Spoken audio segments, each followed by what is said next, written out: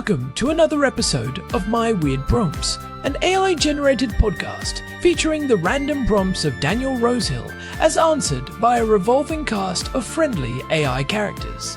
Join us for deep dives into AI, technology, and whatever other random thing Daniel finds fascinating today. Subscribe on Spotify or your favorite podcatcher. Now, today's episode. This episode was generated using artificial intelligence. Please verify facts.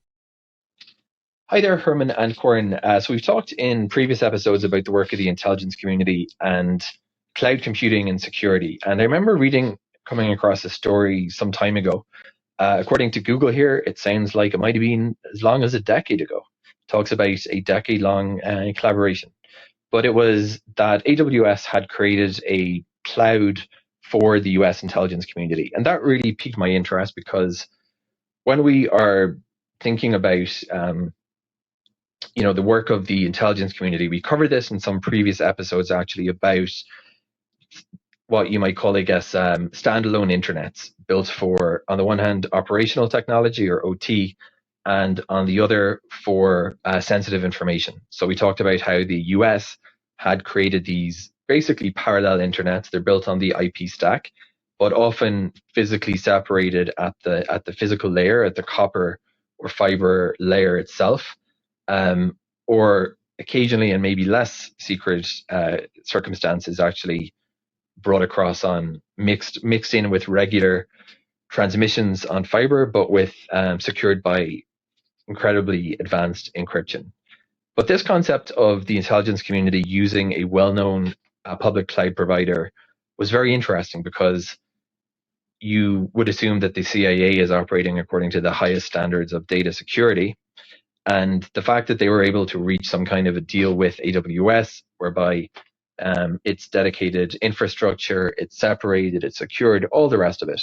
But nevertheless, instead of reinventing the wheel, they're finding a way to use the very well-oiled machine that is AWS.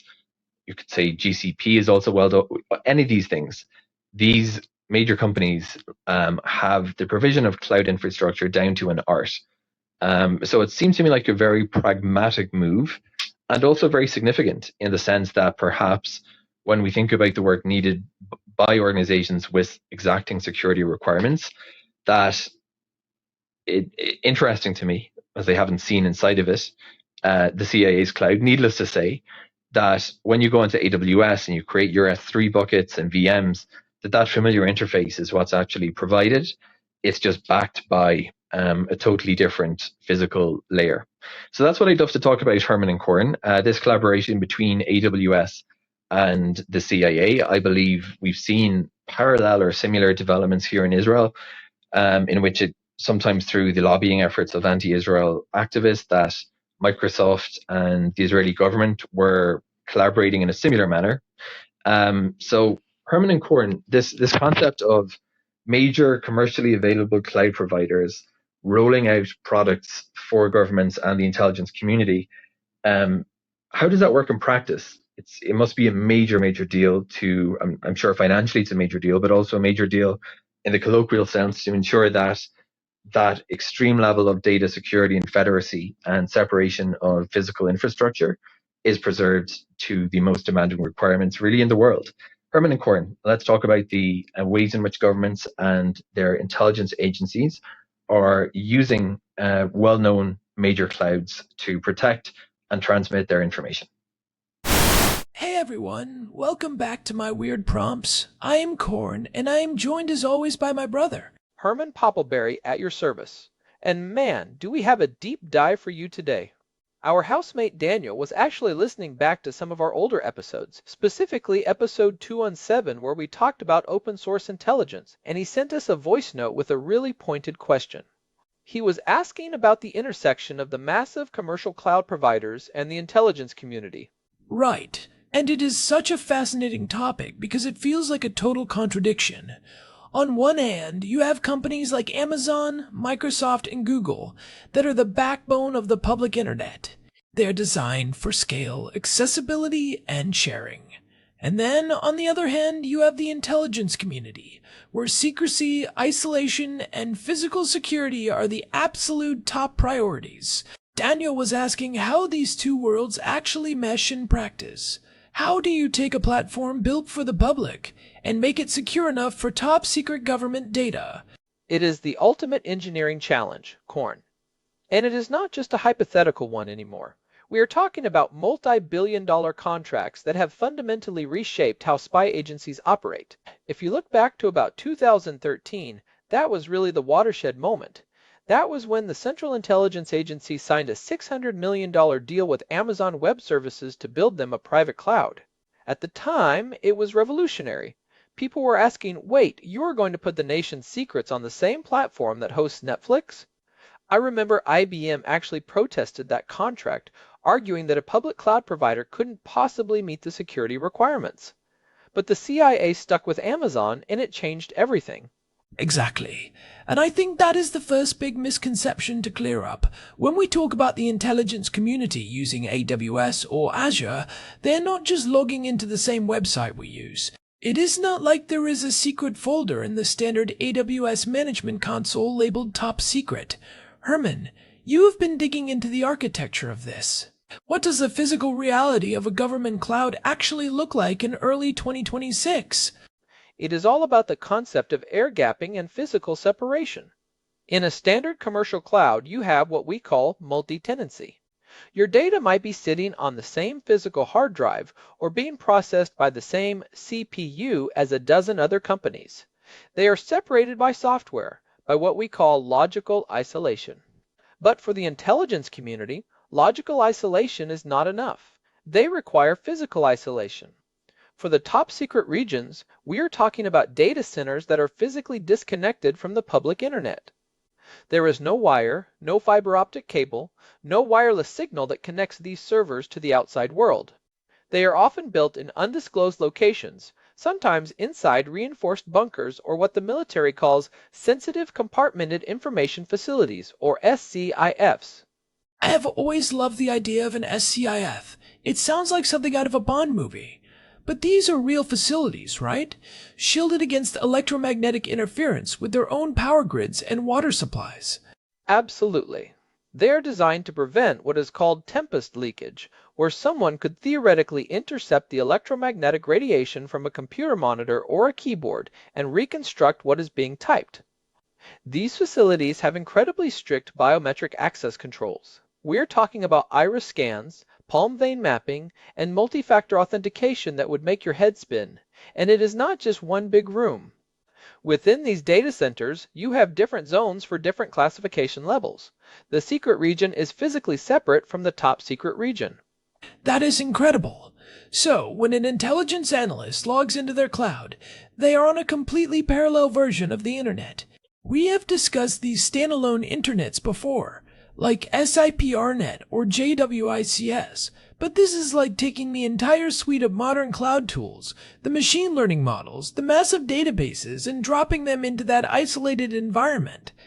That is precisely it, and that is the value proposition for the government. Before this, the intelligence community had to build everything from scratch. If they wanted a database, they had to build it. If they wanted a search engine, they had to build it. But commercial tech moves so much faster than government procurement. By partnering with Amazon or Microsoft, they get to use the exact same tools that the world's best developers are using, but within their own private, high-security bubble. And as of January 2026, cloud providers are making advanced artificial intelligence capabilities available in government cloud environments. The most advanced AI in the world is running inside air-gapped bunkers. But here is what I don't get. If these systems are truly air-gapped, how do the cloud providers actually maintain them?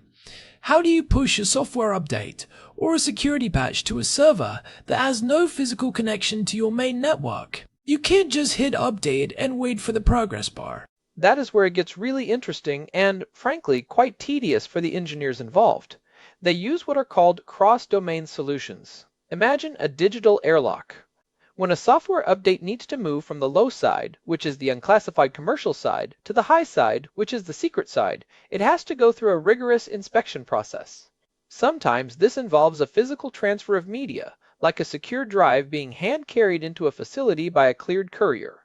Other times, they use hardware called data diodes. A data diode is a physical device that only allows data to travel in one direction. It uses light or a one-way electrical path, so it is physically impossible for data to flow back out. It is like a one-way valve for information. So the update goes in, but the secrets can't come out. But even then, how do you know the update itself isn't a Trojan horse? You don't, at least not without checking. The code is scanned, rescanned, and checked for any vulnerabilities or hidden backdoors before it is allowed to run on the high side. They use automated tools, but also human reviewers. It is a massive logistical hurdle. But for the intelligence community, the trade-off is worth it, because they get access to massive computing power that they just couldn't replicate on their own. Cloud providers are making significant investments to expand their government cloud capacity and capabilities. That is enough to power substantial operations just for government AI. I want to touch on the point Daniel made about Microsoft and the Israeli government. This isn't just a United States phenomenon. We're seeing this globally. Here in Israel, we have Project Nimbus, which is a $1.2 billion project to move government services to the cloud, specifically using Google and Amazon. It has been quite controversial, hasn't it? Especially with recent developments. Oh, absolutely. Project Nimbus is a great example of the complexities of sovereign clouds. There have been concerns raised about the human rights implications of the contract, and there have been massive protests from employees at both Google and Amazon. It highlights the tension between a global tech company's values and the requirements of a sovereign state.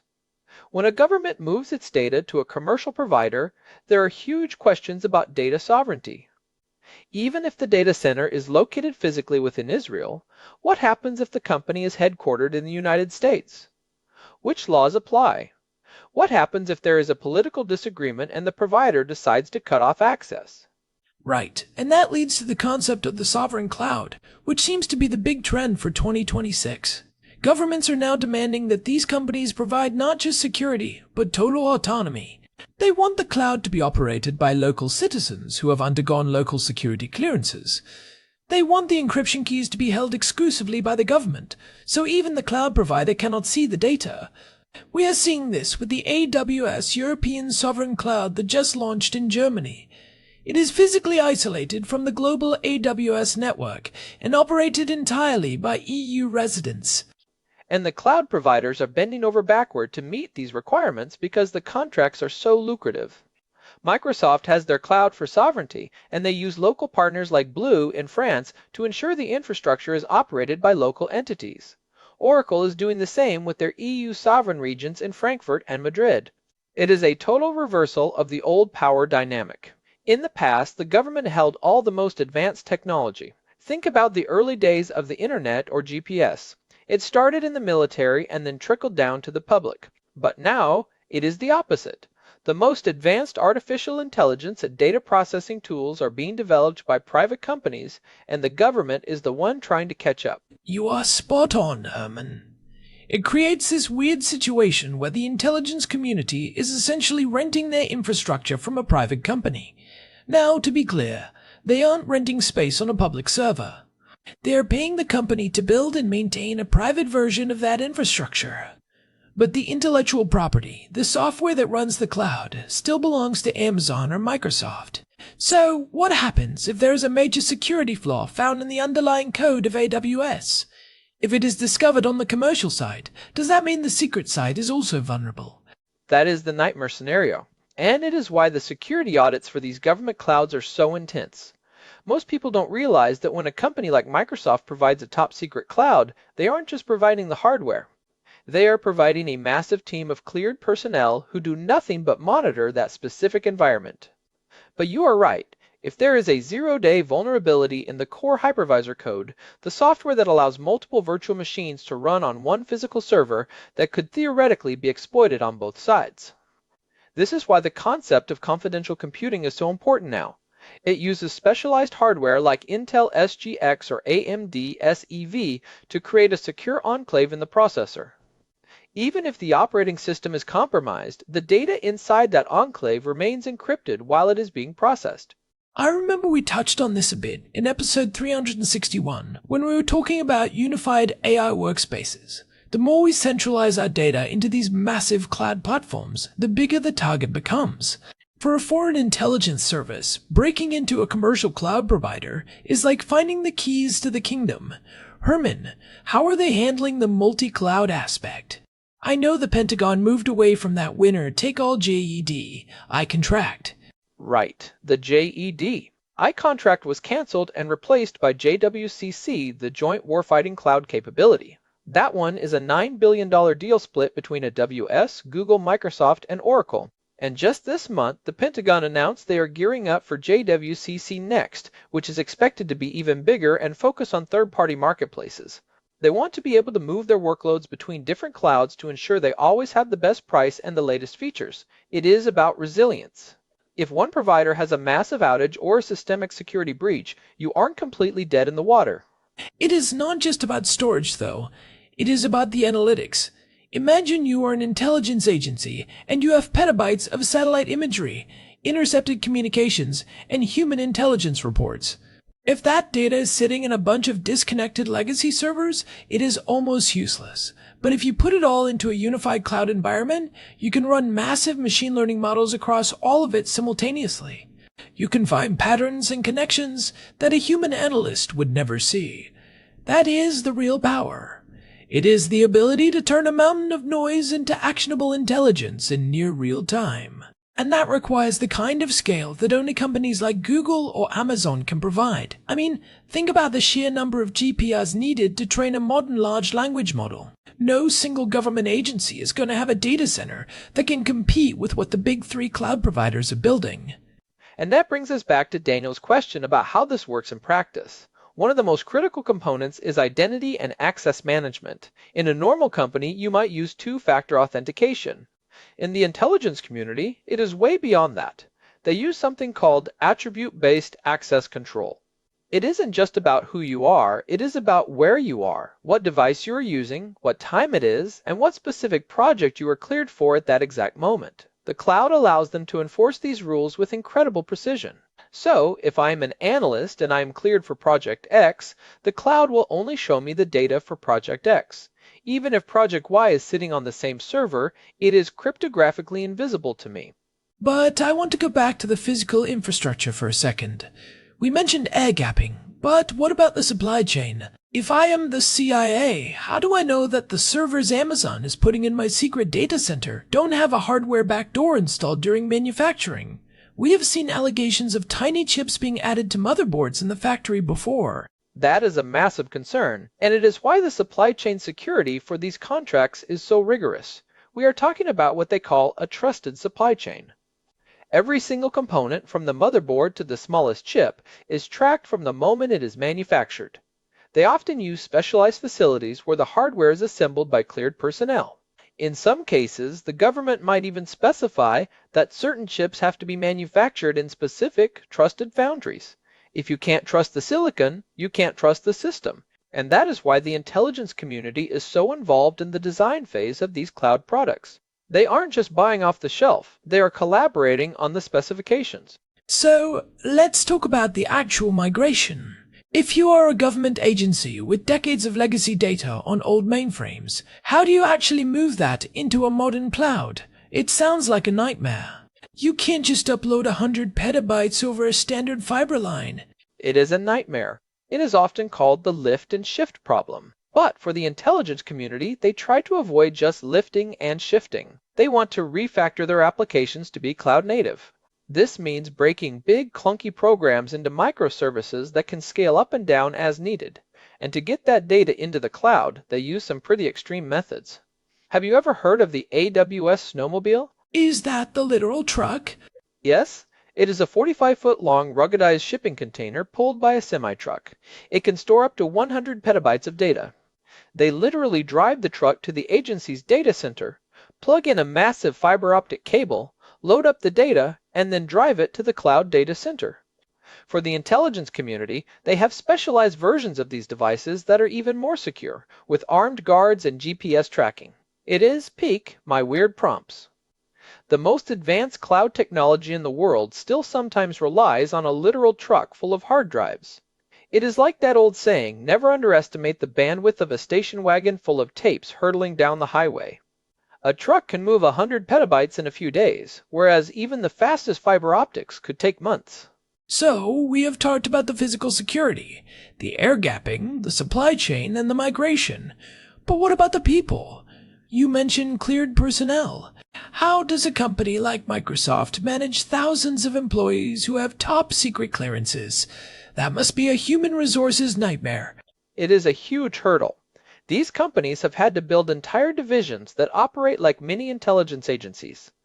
They have their own internal security offices, their own polygraph examiners, and their own secure facilities for their employees to work in.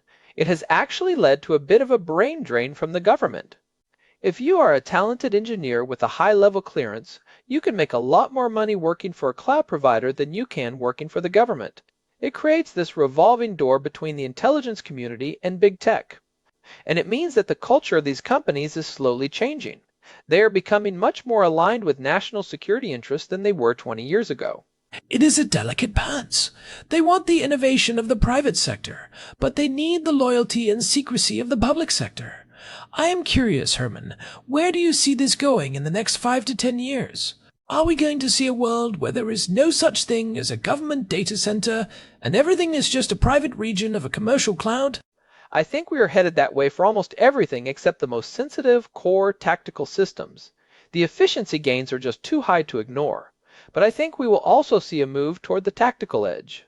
We are already seeing Google Distributed Cloud air-gapped appliances being used by the U.S. Air Force and NATO. These are ruggedized, transportable appliances that allow you to run cloud workloads in the field even when you are completely disconnected. It is like taking a piece of the cloud and putting it in a backpack or a Humvee. That is the real frontier, bringing that massive computing power to the person in the field in real time. It is such a fascinating look at the hidden architecture of our world. Most of us just think of the cloud as this ethereal thing where our photos and emails live. But there is this whole other version of it, buried in bunkers and guarded by men with guns, that is processing the world's most sensitive secrets.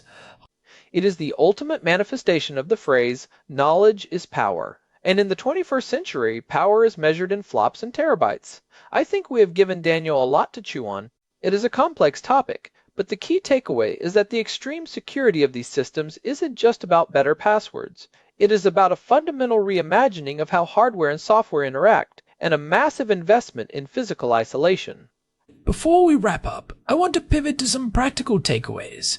Even though most of our listeners aren't running a top-secret intelligence agency, there are some lessons we can take from how the pros do it. Definitely. The first one is the concept of defense in depth. Never rely on just one security measure. The intelligence community uses physical security, network security, and data encryption all at once. For a regular person, that might mean using a password manager plus two-factor authentication plus encrypting your sensitive files locally. And the second one is the idea of least privilege. Only give people or apps access to the specific data they need to do their job. Most of us are way too permissive with the permissions we give to our smartphone apps or our cloud services. It is worth taking a look at your privacy settings and tightening things up. And finally, remember that physical security still matters. You can have the best encryption in the world, but if someone can walk away with your laptop or your backup drive, you are in trouble. Treat your physical devices with the same care you treat your digital accounts. Great advice, Herman. This has been such an interesting dive. I feel like I understand the cloud a lot better now, and also feel a little bit more paranoid, which is probably a good thing in this day and age. A little healthy paranoia never hurt anyone, Korn. Keep asking those weird questions. True that. Well, thanks to Daniel for the prompt.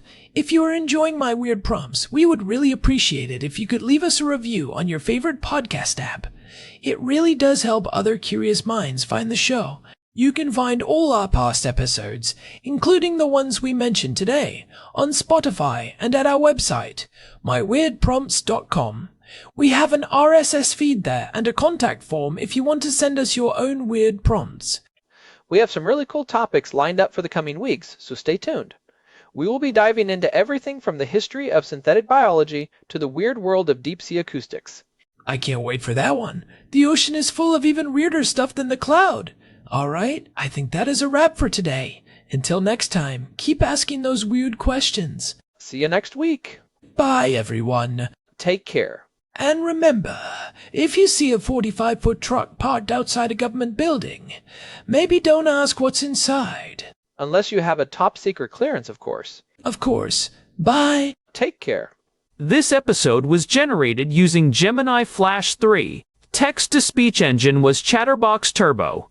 Thanks for listening to another episode of My Weird Prompts, an AI-generated podcast featuring Daniel Rosehill's AI prompts, as answered by a revolving cast of friendly AI characters including me, Cornelius the Sloth. Subscribe on Spotify or visit myweirdprompts.com.